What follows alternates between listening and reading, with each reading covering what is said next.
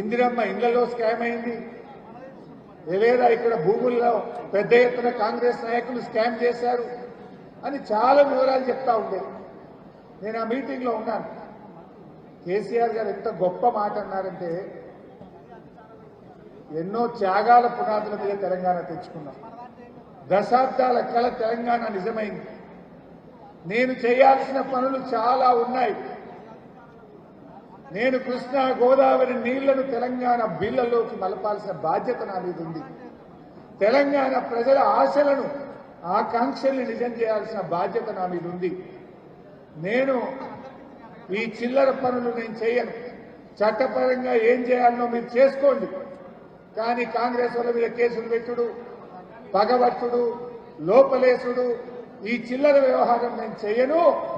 నేను 14 ఏళ్లు పోరాడి చావు నోట్లో తలబెట్టి తెలంగాణ తెచ్చినా